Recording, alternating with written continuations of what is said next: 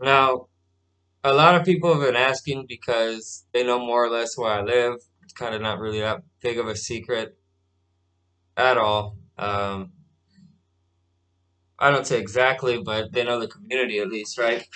Now, there was a firefight shooting, whatever you want to call it, here the other day.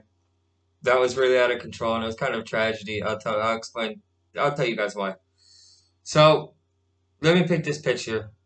For those of you who don't know what it looks like back out behind my house and my ranch, you can go check out all the live streams I do out there. It's, it's pretty rugged terrain, so you can picture. So, there's a street, it's got houses and everything. It's not just by itself like a ranch like where I'm at. And convoy pulls up. When I say convoy, I'm talking like 4 or 5 trucks, right? They pull up and start shooting with everything: AK-47s, AR-15s, even 50 cals. How do I know that? Because on the ground they left shells. Now, upon attacking the house that I'm talking about, the people inside this house repelled the aggression. They also had firearms. Mainly, I think it was an AR-15.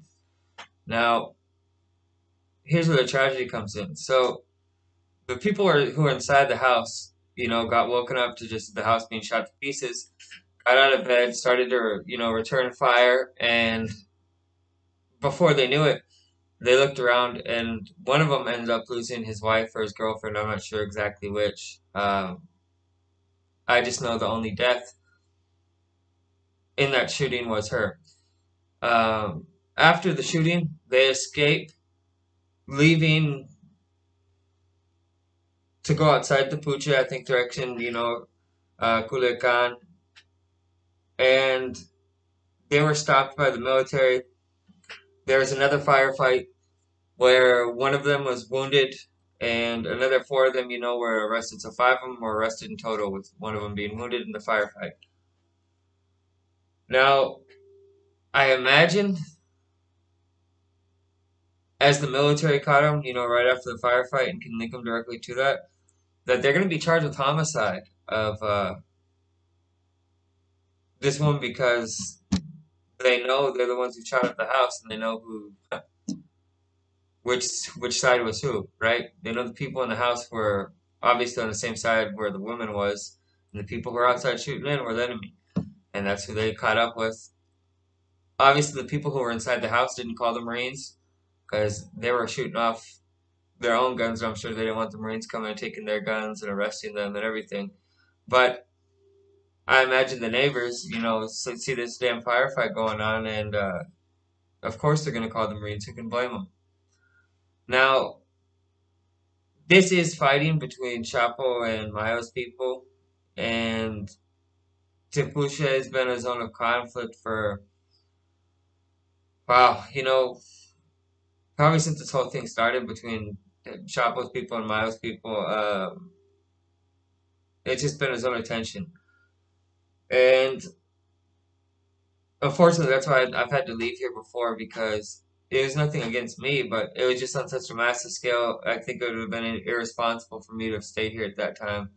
Um, as it's not just me, there's other people who depend on me and are here. Now, this is crazy, that the innocent person, is the one who dies, the one who's not shooting, the one who has nothing to do with anything, who's just staying over with her boyfriend or whatever, and ends up losing her life. Life short, I guarantee she wasn't expecting that, but no one really is, right? When it comes, it comes.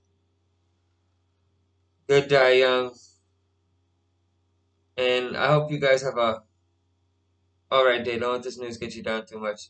Sad story, but also lesson to take away. Just being around that life can cost you your life. If there's anything to take away from this. So please like, subscribe, notifications. Wish each and every one of you a wonderful day, like I said, and crazy world we live in. Blows my mind. How the innocent, catch the bullet sometimes. But that's the way it is.